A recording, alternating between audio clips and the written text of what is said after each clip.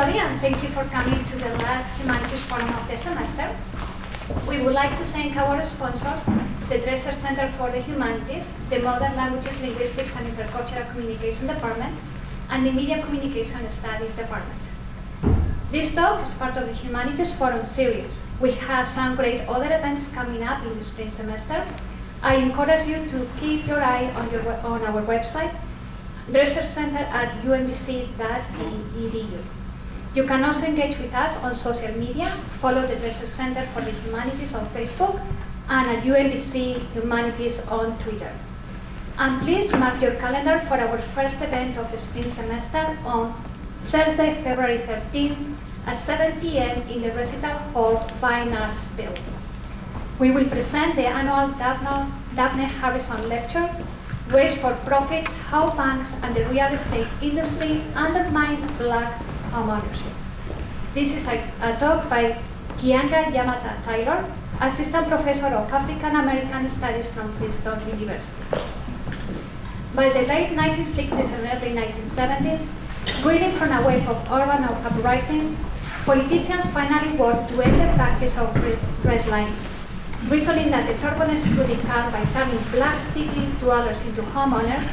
They passed the Housing and Urban Development Act of 1968 and set about establishing policies to include mortgage lenders and the real estate industry to treat black home buyers equally. For more, come over to the Humanities Forum.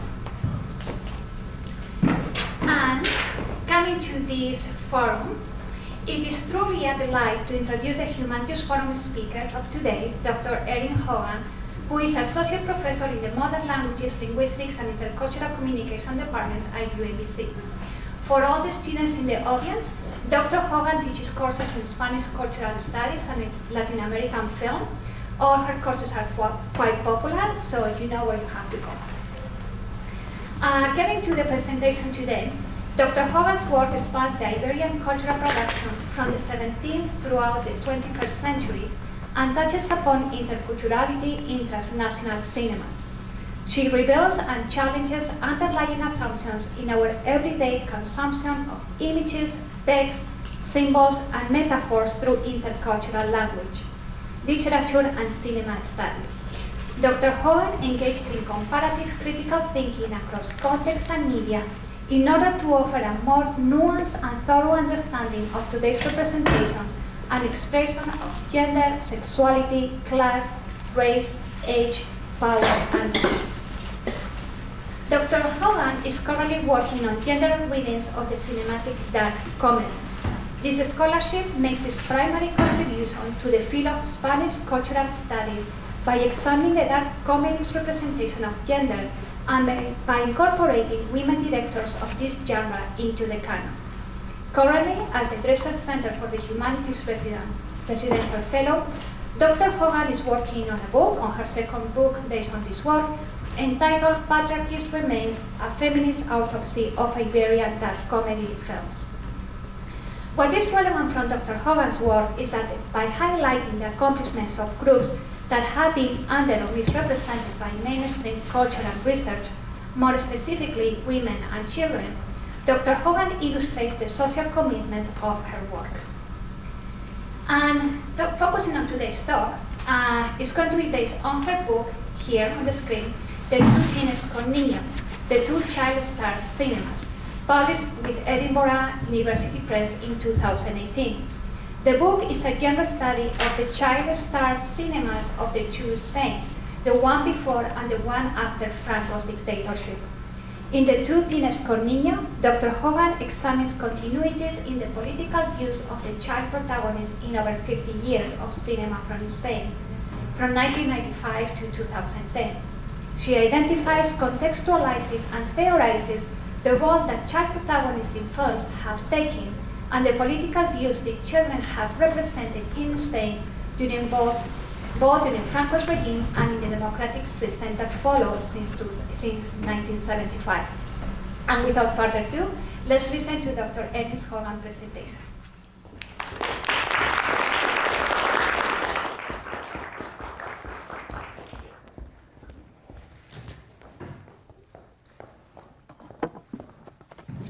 Good afternoon.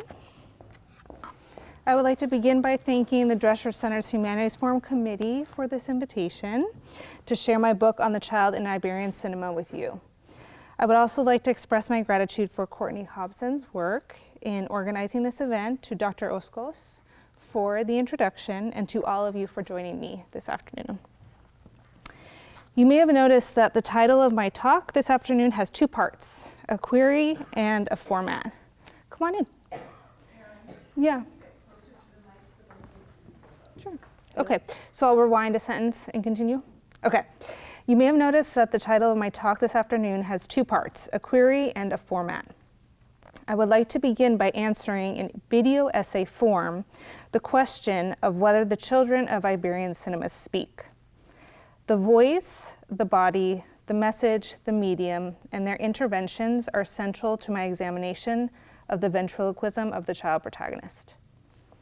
Videographic criticism is, as you may know, broadly the analysis of audiovisual work through audiovisual work, and represents a scholarly and creative practice that has become increasingly common in the field of screen studies in recent years.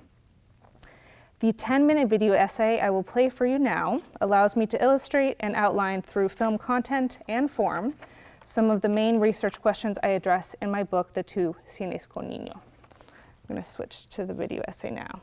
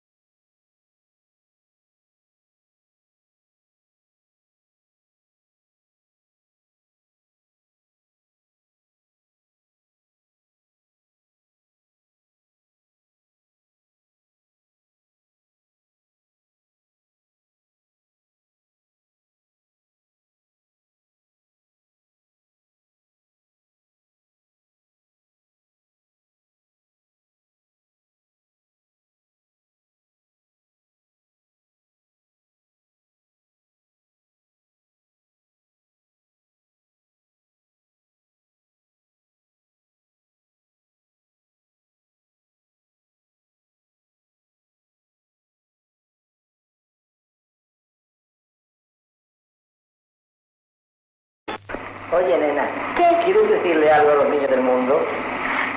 Bueno, no, pero ¿qué les digo? Lo que quieras. Pido a Dios que todos los niños del mundo no conozcan los sufrimientos y las tristezas que tienen los niños que aún están en poder de los enemigos de mi patria, a los que yo envío un beso fraternal. Vive España.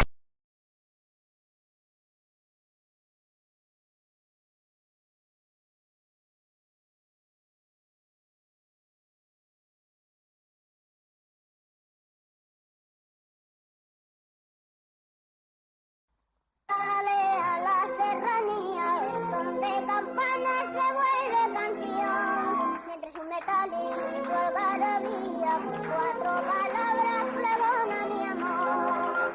Mi cariño es una estrella y no la puedo alcanzar.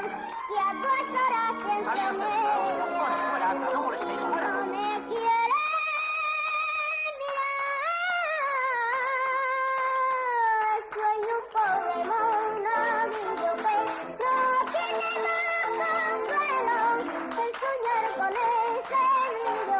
Gloria amanece el cielo y a la rosa de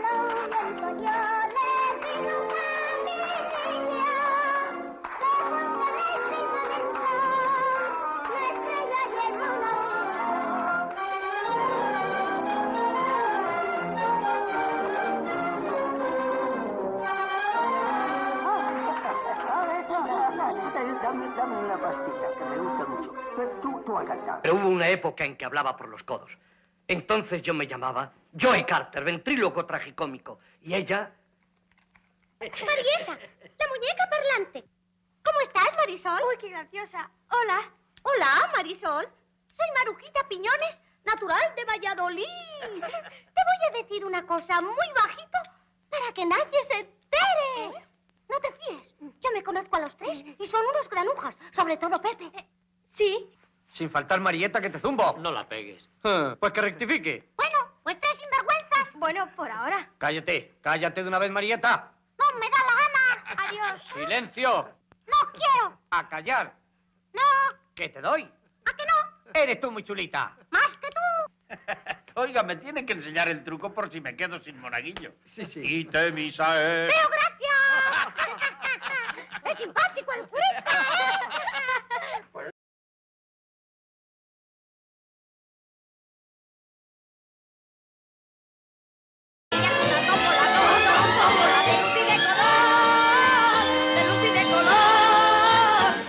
De la tómbola, tómbola, y el ritmo de la tómbola, tómbola, me lleva con tu amor. Tómbola, tómbola, tómbola, tómbola, tómbola.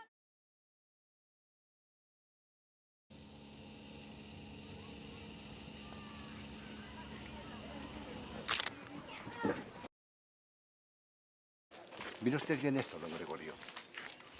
Introigo ad altare Dei. Abdeum identificat juventutem meam. Agnus Dei quitolis peccata mundi. Ora pro nobis. Agnus Dei quitolis peccata mundi. Ora pro nobis. Agnus Dei quitolis peccata mundi. Es que no me acuerdo cuántas veces llevamos. ¿De usted, don Gregorio? ¿No le sale el dona nobis pacem? No sabía que iba para Monaguillo. Iba.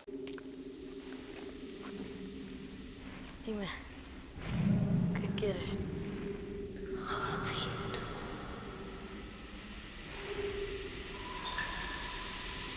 Tráetmelo. Ya entiendo. Voy a ayudarte.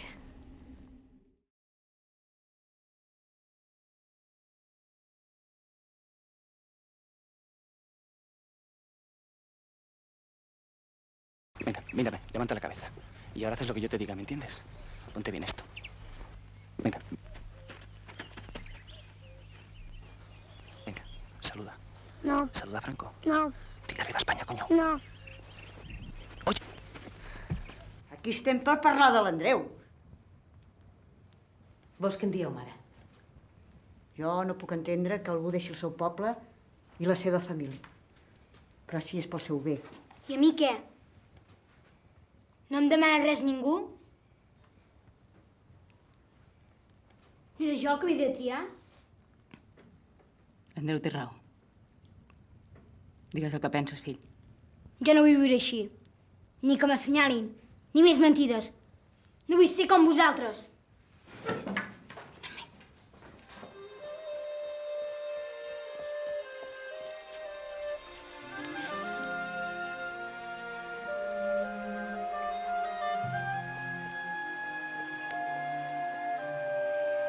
Como regalo de cumpleaños, Ignacio va a cantarle una de sus canciones favoritas, Torna a Sorrento.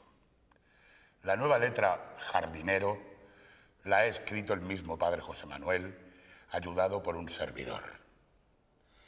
Cuando quieras, Ignacio.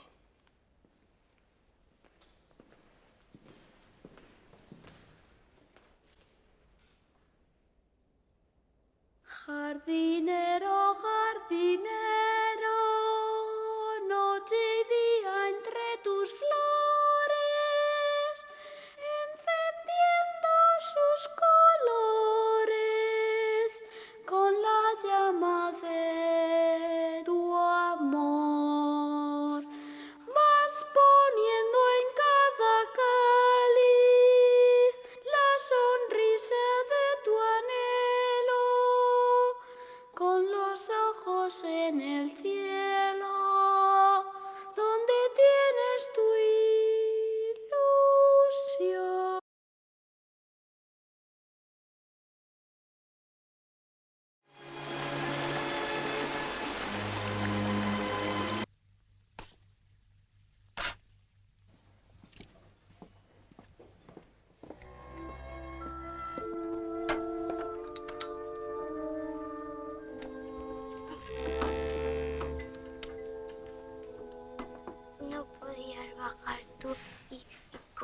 Mételo aquí. Ten.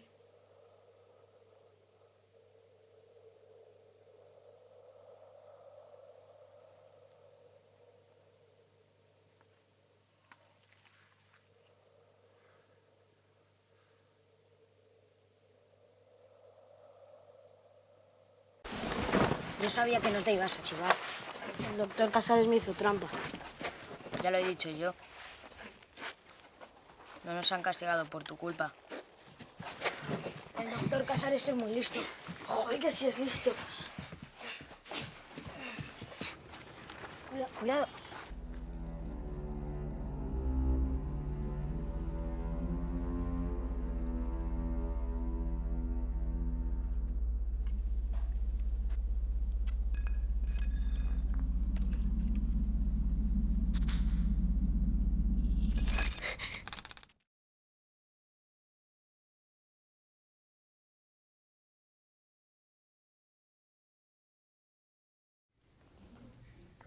Okay, I'll shout.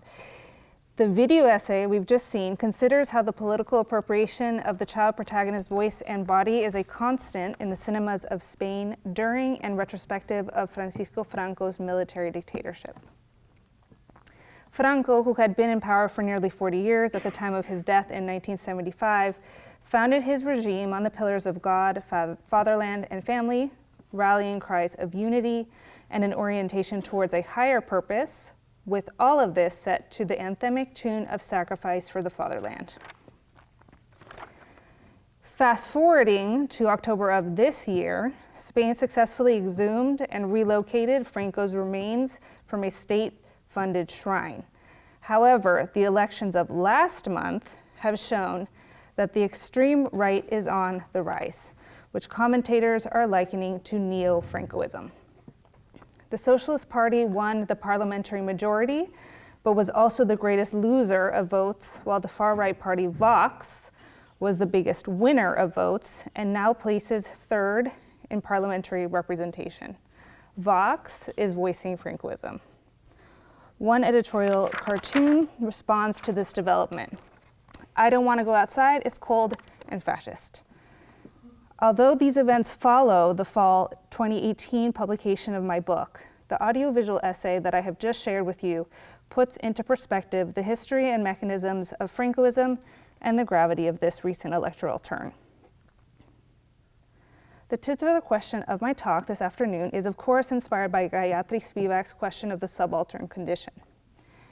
In my approach, I rephrase to discuss the child protagonist's speech in terms of ventriloquism. Children's language in cinema is not their own. On and off-screen actors and political forces ventriloquize the child. I examine, therefore, how the character's agency or lack thereof is staged, scripted, and mediated. This begs to the questions that are central to my videographic criticism. Who speaks through the child protagonist? Who does the child protagonist speak for, and to what end? How do the child dummy and more recent films talk back to their respective ventriloquists and predecessors?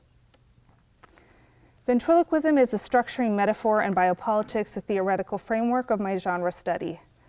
Therefore, I open this audiovisual essay with intentional and unintentional ventriloquial performance, both of which make evident the power and violence inherent in this staging. As Stephen Connor puts it, quote, ventriloquism is one of the most pervasive metaphors by which issues of identity, ownership, and power have been articulated within a culture of performance, end quote. We first see an early silent film from 1918, Sans and the Secret of His Art, that is a veritable how-to of the performance genre. I incorporate parts of the segment showcasing the child dummy Pepito in order to illustrate hallmarks of the performance art and ventriloquism's dark underbelly. Of course, the illusion resides in the ventriloquist's skill at throwing his voice such that it appears that the dummy speaks for himself. The playfulness of the routine then rests on how the voiceless dummy's speech would undermine the true speaker, his ventriloquist. As is also the case with Pepito, cheekiness and evasive wordplay represent how the child dummy resists the ventriloquist. Ultimately, we not only see how the ventriloquist has the upper hand, since Sanz threatens Pepito with enclosure, but the bit also makes apparent the insidious violence and erasure that underlie classic ventriloquial appropriation. Pepito would try in vain to fight this with physical blows to his ventriloquist. For the unintentional ventriloquial performance, I turn in my Look Who's Talking segment to Franco mouthing the words of his daughter's speech nearly 20 years later in 1937. Carmencita, upon her silent mother's lap, recites a supposedly impromptu speech that is both rehearsed and laden with the ideology of her father's rising regime. This newsreel was filmed during the second year of the Civil War between Republicans and Franco's nationalists, during which tens of thousands of Republican child exiles reached host families in a handful of Western European countries, along with another 3,000 Basque children arriving to the USSR. Carmencita is charged with addressing these children, quote, who are in the power of her fatherland's enemies, end quote. Following the war, the New Spain subjected children to, per Giorgio Agamben's definition of biopolitics, quote, the growing inclusion of man's natural life in the mechanisms and calculations of power, end quote. Child appropriations offer the clearest example of the inclusion of the child's natural life in the calculations of Franco's power. According to historian Ricard Viñas and former judge Baltasar Garzón, as many as 30,000 children were stolen during the dictatorship. The vocal appropriation of Carmencita, Franco's daughter, anticipates the abductions of other so-called children of Franco by and for Francoist families. Carmencitas and the bodies of these abductees are made docile, that is treated as bare life and instrumentalized to ensure the regime's reproduction and continuity. The fundamental contrast between Pepito's and Carmencita's performances is that the dictator's daughter does not talk back. It serves us now to recall both the etymology of dictator, from dictare or dictate, and infancy, relating to infancia or childhood, from infans, or inability to speak. Franco dictates for Carmencita, who is unable, that is, not permitted, to speak for herself. While their politics differ markedly across dictatorial and constitutional Spain, the child protagonist remains subject to the same ventriloquial power structure as mouthpiece, either for or against the regime's values. That is, advocating for one of the so-called two Spains. What we see time and again in Iberian child-starred cinemas is how the voice and body of the child is appropriated for political and other ends. The child musical films of the 1950s and 60s provide us with examples of the political and commercial exploitation of the child. The prodigious vocal talent of Joselito, known as the boy with the golden voice, lines the pockets of his manager, the sexton, through his profitable wedding and baptism reception performances. In the clip, we see how the talent manager eats his fill of sweets while preventing his headliner from obstructing his singing with them. A display of alienated labor as blatant as this allows a hint of the director's resistance to come through. You might not be surprised to know that Antonio del Amo had made communist films supporting the left during the Civil War. While there is no resistance on the part of the child protagonist, remarkably, his director is able to talk back. Joselito's female counterpart the following decade, Marisol, reportedly Franco's favorite actress, stars in a retelling of The Boy Who Cried Wolf, in which she is kidnapped by a ventriloquist and thus punished and reformed for her unruly speech. Like Pepito, Marisol in Tombola is similarly boxed up or put in her place. With no degree of subtlety, the film reveals as desirable compliance in one's own indoctrination and silencing. Marisol cheerfully argues, who would imagine that a kidnapped girl would sing? In my interpretation, her supposedly upbeat question casts a dark shadow across the child musical films of the 50s and 60s. Consequentially, upon the backdrop of a bingo wheel, which lends the film and its title song their names, Marisol can be read as a child target of Francoism. Cinema, in fact, played as important a role in the transmission of Francoist ideology as children's literature, whose regulation would serve as a prototype for film censorship. The centrality of the child did not end with film censorship, however. A Catalonian film, released decades later in 2010, concludes my corpus as the exception that proves the discursive rule of the two Spains and their corresponding two child-starred cinemas, or cines con niño. This film, Black Bread, more self-consciously takes up these politics of representation by, in this still, depicting the child protagonist both in the sights of a school camera's viewfinder and crosshairs, and in between two globes, and thus two competing worldviews. Ostensibly, children speak for either of the two Spains, the left who lost the Civil War, or the right who, upon winning the war, turned the clock back on the Second Republic's advances in civil rights. In this slide, the child protagonist of Butterfly, set at the brink of civil war, finds himself reciting prayers in a turf war between the political and spatial left, that is, his secular Republican teacher, and right, the town's priest. In other cases, the child protagonist speaks for the maligned. Here, Carlos overcomes his fear of Santi, who has died accidentally at an orphanage during the war and is mischaracterized as a threat, in order to become his advocate. Carlos speaks for another child who is unable to speak up for himself among the living. The child protagonist dummies of oppositional films talk back, by contrast to Carmencita. Films following Franco's death in 1975 overtly display and script such resistance. In Demons in the Garden, a film set in the 40s and 50s, Juanito disobeys, in one simple two-letter word, at the most inopportune of times by refusing to salute Franco. Andreu in Black Bread, also set in the 40s, asserts his voice and vote by turning his back on his Republican Catalonian peasant family from the political left and agreeing to adoption by his town's wealthy white bread Francoist family, the right, with the linguistic, sexual, and cultural politics that this decision involves. Queer child Andreu's choice to closet himself and embrace the Spanish centralist master narrative as Andrés, plus the highly intertextual nature of Villaronga's film, unraveled the tendentious nature of the two cines con niño. In my genre study, I analyzed the ventriloquial dynamic among characters and the dialogism across the cines con niño. The films of either Spain and within each faction talk to each other. Contemporary features, too, talk back. Pedro Almodóvar's Bad Education, set in the 60s, brings us the only child singer of the new cine con niño and re-signifies his exploitation from Joselito's commercial variant.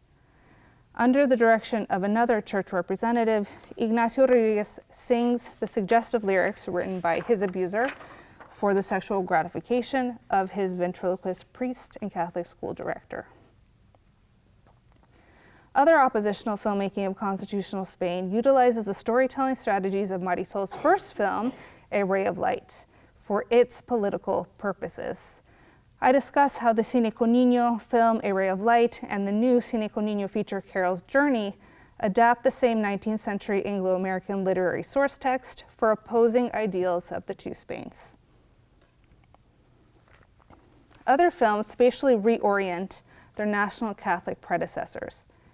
In Vajda's 1955 classic, Marcelino, Bread and Wine, the titular orphan discovers Jesus on the cross in the attic of the monastery in which he lives. Marcelino climbs the stairs to charitably bring Jesus communion of bread and wine. The film thereby mimics the vertical axis of Francoist national Catholicism.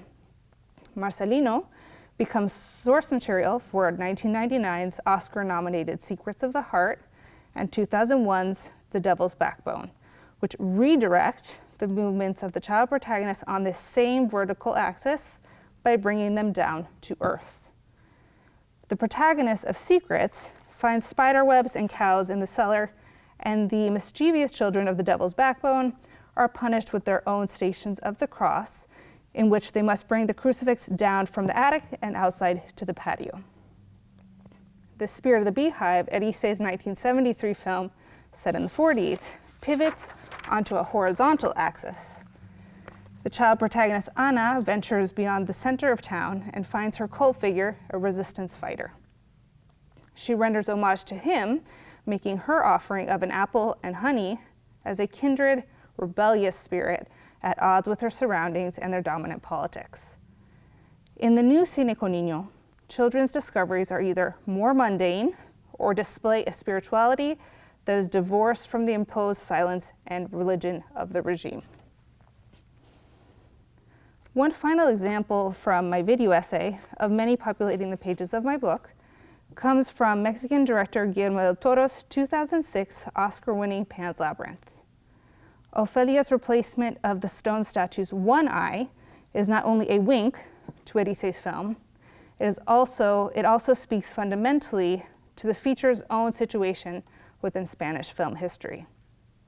Del Toro's Mexican and contemporary origin allows him the affordances of temporal and geographical distance from the regime.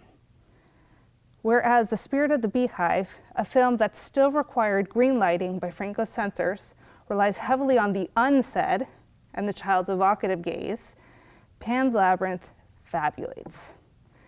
To this end, the insect that abruptly emerges from the statue's mouth signifies the stories of the Civil War's vanquished that can now be told.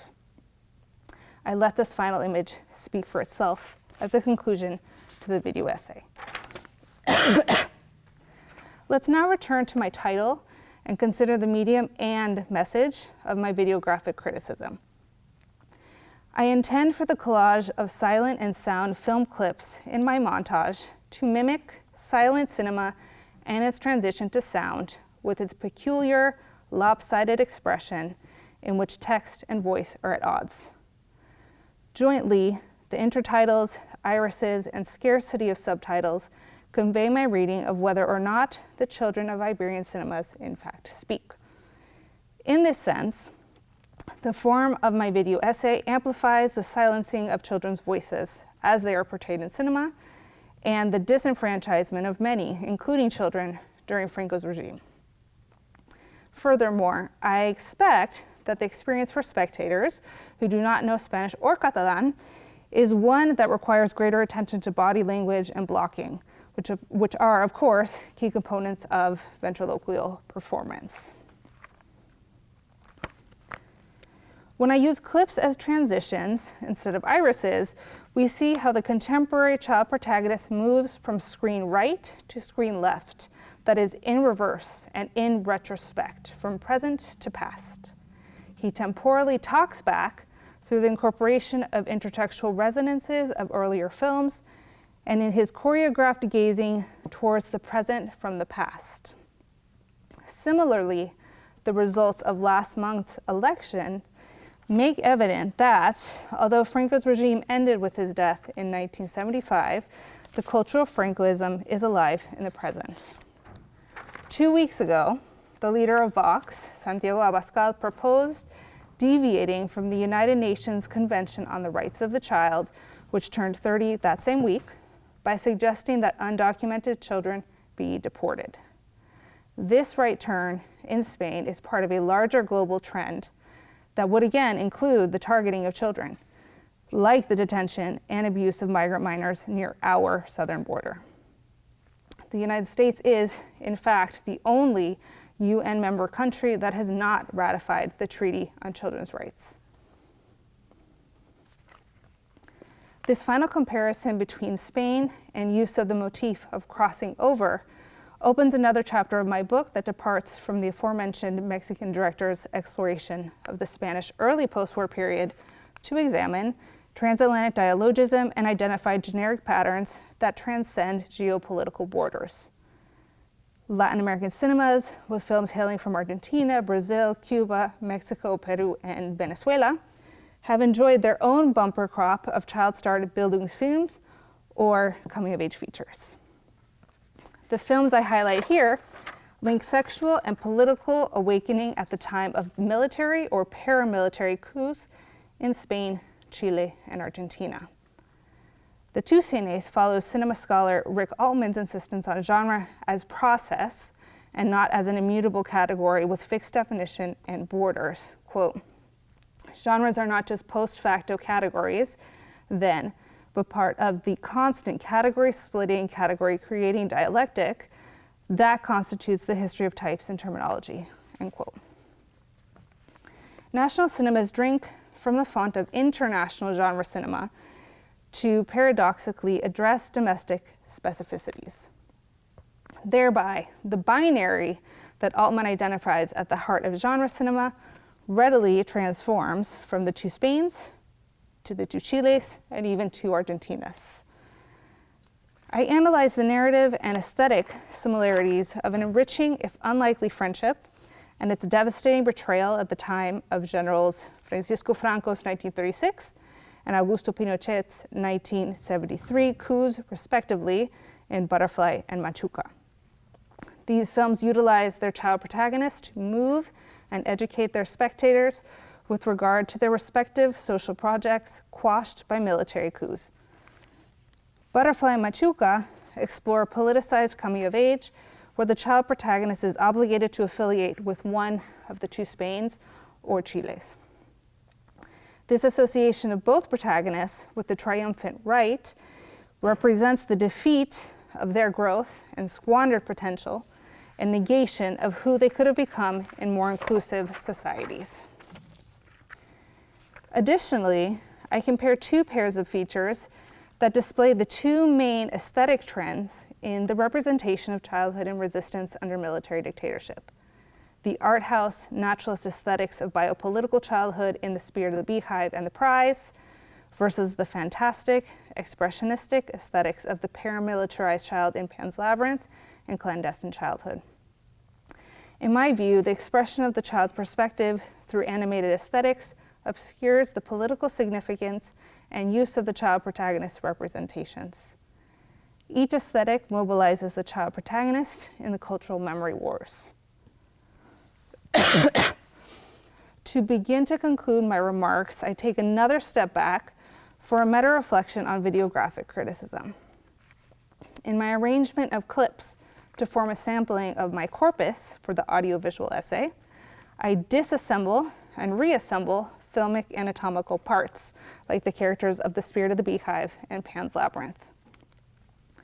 Their mise en abîme of intertextual references, in fact, reaches back to the recomposed, human-shaped title character of James Whale's Frankenstein.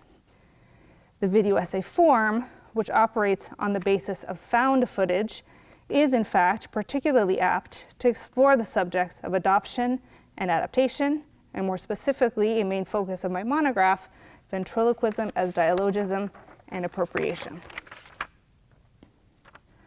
I too act as a ventriloquist. In a more abstract sense, I throw my critical voice over these films, their times, and the media of others. I make docile using and transforming these common contemporary cultural products to articulate the argument of my book and videographic criticism. Therefore, I expose voice throwing as it is utilized for a variety of critical agendas. Pulling the focus from the medium back to the message now, the children of Iberian cinemas cannot speak. Their creators and cultural milieus, of course, effectively speak through them. These examples from the Cine con Niño and the new Cine con Niño offer exceptional insight into the utilization of the child protagonist in 20th and 21st century Spain for contrary ideologies regarding family, nation, class, and gender. Child-starred cinema has persisted in more than 50 years of Spanish film and beyond because it expresses ongoing concerns of the nation's past, present, and future. Thank you.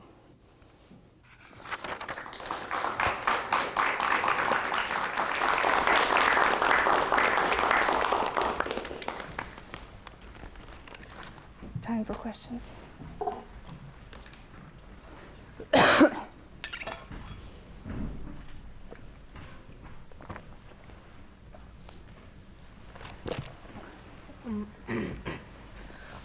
did you decide to do this project in the first place? Curiosity. I think I noticed a pattern, and I was wondering why so many child protagonists? Why now? Why all at once? What's going on? So curiosity.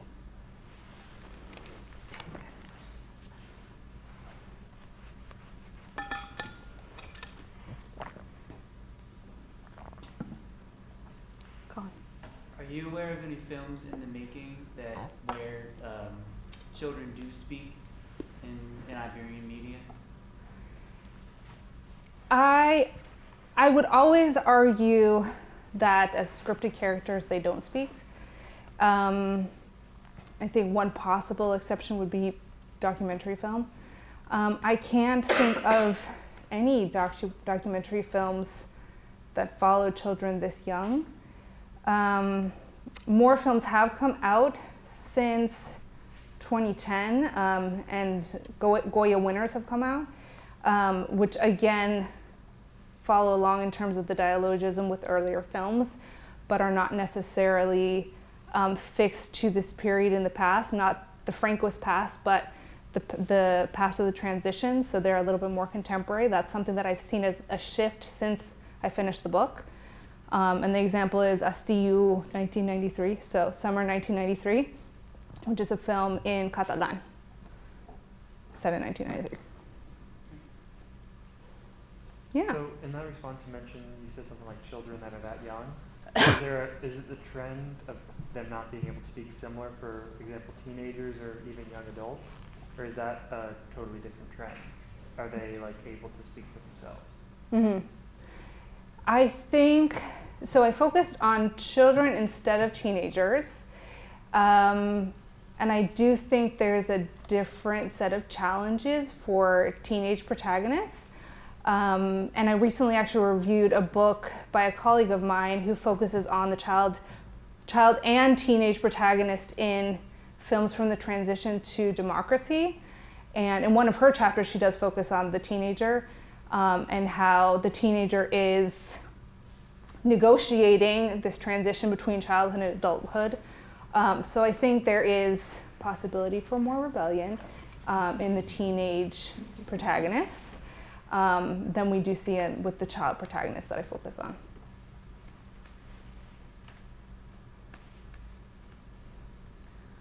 So I'm super intrigued by the films that have the child as sort of spectacle.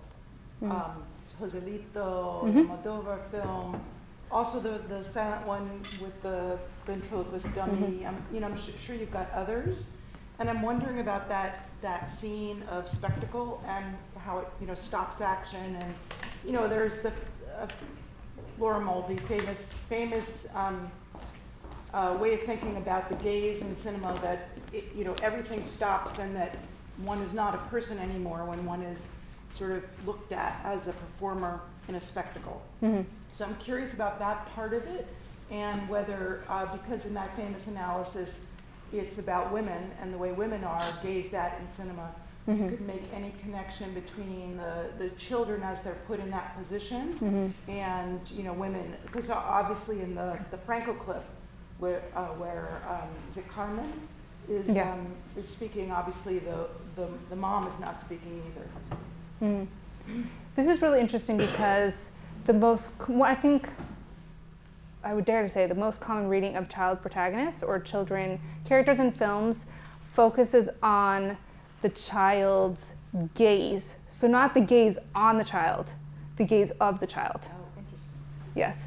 So, and I think this typically happens because the child is there as a witness. So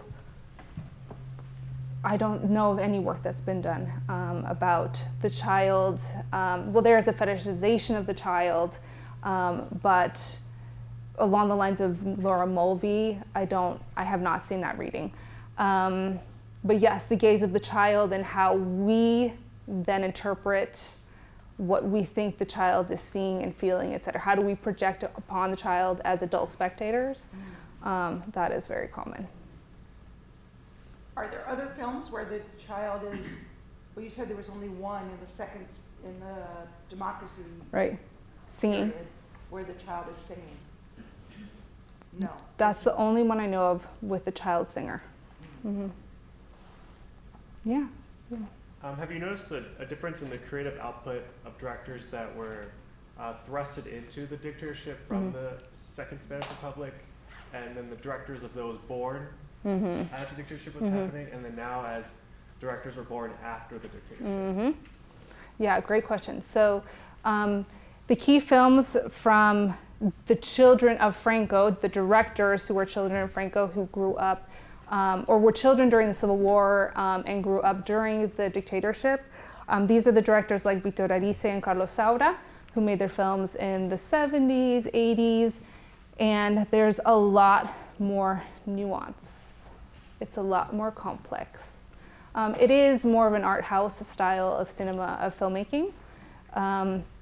But these films of the new Cine con Niños, so from the 90s onwards, they ascribe more to an aesthetic or more to sort of an understanding of this look on the past.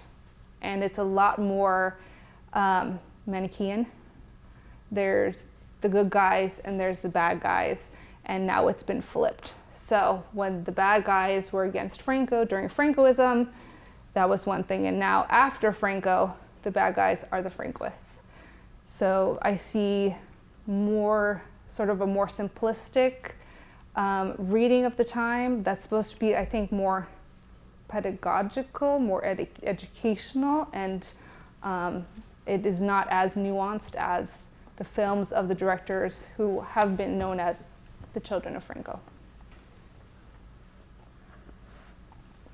I found very interesting the intertextuality that you found in a diachronic way.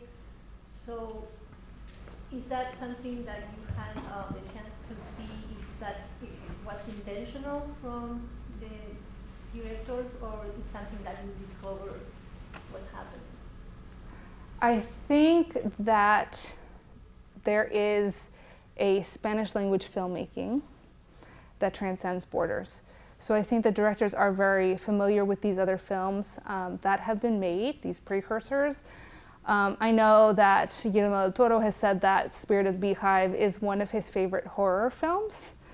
And I don't know that I would characterize it as a horror film, but there is Frankenstein's monster. So I do think that they are quoting each other. Of course, sometimes this may be intentional, sometimes it may be unintentional, but definitely when we see that example of the wink, what I've called the wink to the Spirit of the Beehive, it's, I think, very intentional on the part of Guillermo del Toro.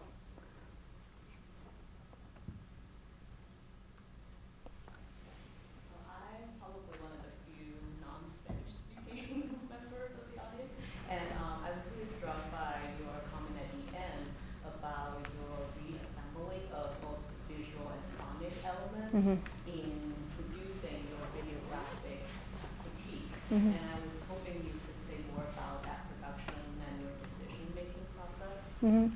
Yeah, this is something I've discovered recently when I went to a film study, so a Spanish film studies conference. And video essays, they have many names actually, videographic criticism and audiovisual essays. They have been becoming more common in recent years, in like the past 7 years or so. And they've of course come out of screen studies, they've come out of film studies, and are kind of making their way into now Spanish language film studies. So this was my first attempt at a video essay, and it was a lot of fun. Of course it was challenging because I needed to kind of figure out how to overcome hiccups along the way, technical hiccups along the way.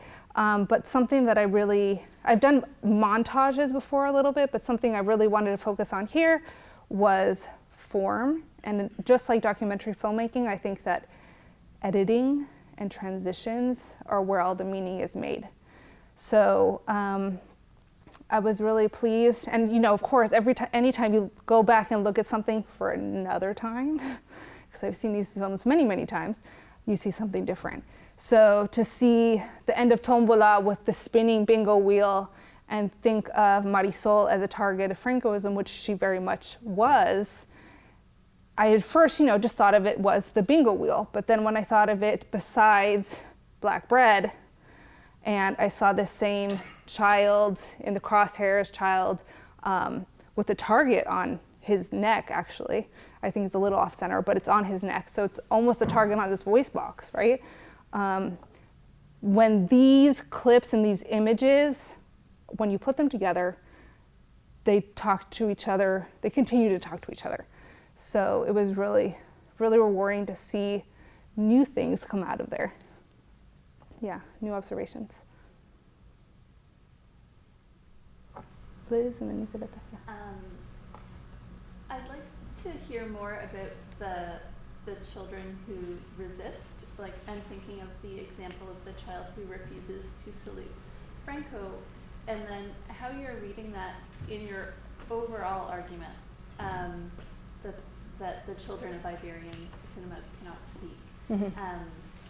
Because it feels to me like that action makes a statement. Mm-hmm. Mm-hmm. So how do you interpret that? Absolutely. So when Juanito refuses to salute Franco, this is a message coming from the director, or even a model coming from the director saying, this is how we need to talk back, or this is how we need to reinterpret this past.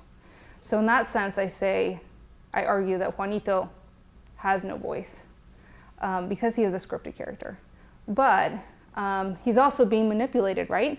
So our directors are also ventriloquists in a sense, who are manipulating the voices and bodies of these characters, not just the child characters, of course, but definitely of our child protagonists in particular.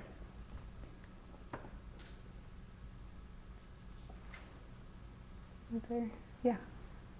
I have a question regarding stars, children as stars, and you mentioned Marisol. Mm-hmm. I was wondering, in the film, her performance does not allow her to speak, but are there any gestures, extra cinematic references, or interviews in which actually she can speak, or is there a possibility of reading resistance in those star texts? Thinking about Richard Dyer's work. Yeah, absolutely. So when Marisol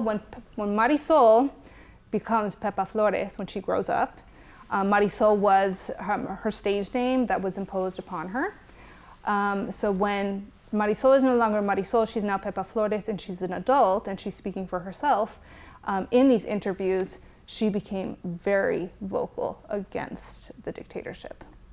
And she actually allied herself with Castro in Cuba, and she got married in Cuba, and she played roles in oppositional films of the transition. But then she really had a very traumatic experience as a child actress, as a child star. And so she disappeared from public life until now. So she has been, or she will be nominated. She's been nominated. She will be honored with a Lifetime Achievement Goya Award, which is the Spanish Oscar. So this is going to bring her out into the public eye in February now, which is where she has not been for decades. So that's going to be an interesting moment to see what she says and how she reflects on her career.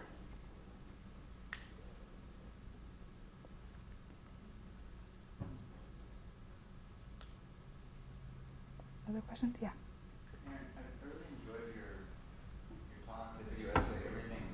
I actually learned a lot. I wish I could form a question that was intellectual or within your paradigm. I can't, and I was curious if you could help me out with something. So I assume that we could find parallels of children kind of not speaking, maybe other cinema too. And this goes beyond the scope of your investigation. I'm so sorry.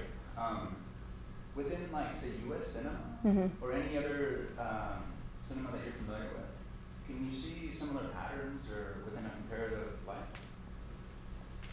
Yeah, of course. And I've spoken about how these directors of Spanish language films drink from the font of international Spanish language cinema, but not exclusively, so there are other intertexts as well. Whenever one thinks of child protagonists in the first place, we go back to Jackie Coogan, and we go back to Mary Pickford, and we go back to, who am I forgetting? I'm leaving one out. So we go back to some of the stars of early American cinema. And another reference, so not just American and not just Spanish, is definitely Italian neorealism. So the oppositional filmmakers of Spanish cinema looked to Italian neorealism, which of course was from post-World War II, for their critical eye of their post-war reality in Italy, and there are a number of child protagonists there. Germany Year Zero comes to mind, and it particularly comes to mind more recently because of Jojo Rabbit. I don't know if anyone has seen it. It's a very quirky film, and a film in which the child's gaze is very complicated. But I think that there's kind of like a spin-off into another genre, into comedy, and into another interpretation of how a child is going to follow or not follow a fascist ideology. So that would be maybe the most recent non-Spanish example of it.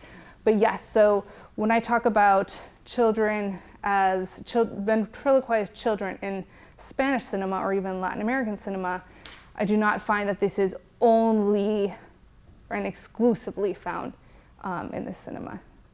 Thank you so much. Mm-hmm. I just assumed that scope could be extended past Spanish cinema, especially with the parallels in terms of political, social, economic structures and whatnot. Mm-hmm. Thank you so much. Yeah. Really, really informative. Thank you. Oh, yeah. Do you believe the children of Iberian cinema have any power within themselves outside of their status as political tools? I think this gets back to Liz's question again a little bit in terms of when we do see resistance on screen, what does that mean? So I think, yes, I think we have models. I think these children are, one of the pieces of wisdom, I guess, is the child is the father of man. So looking to children for some guidance that maybe we have lost along the way as we've grown up. So I think that a lot of these children are models. I definitely think that children are models in Guillermo del Toro, especially when it comes to, and any protagonist really, we saw it in The Shape of Water, but especially in terms of the child who actually knows what the morally right thing to do is, and we should be following that child. And that is, in these cases, resisting, talking back, fighting back. Yeah, so children are the model again.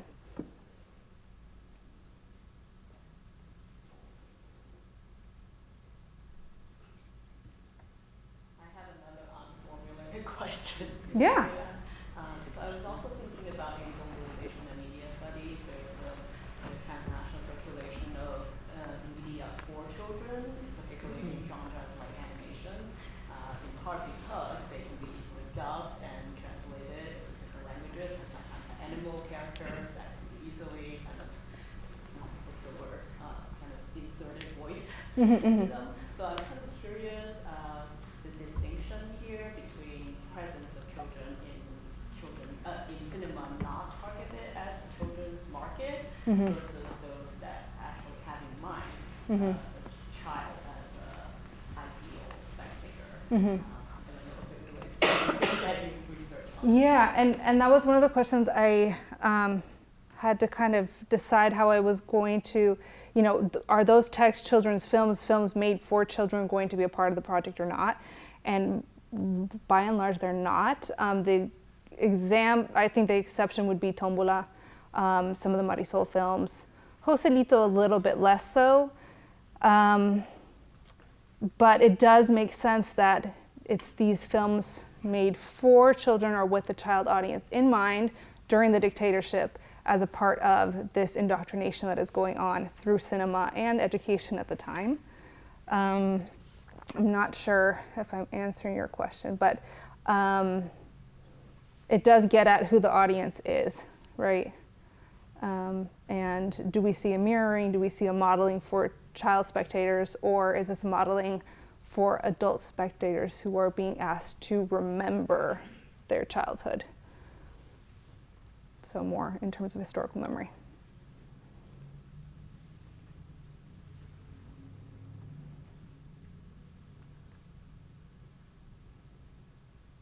Well, I want to thank you, Erin. Thank for you very a really much. Terrific talk. Thank you for coming. Thank you for your questions.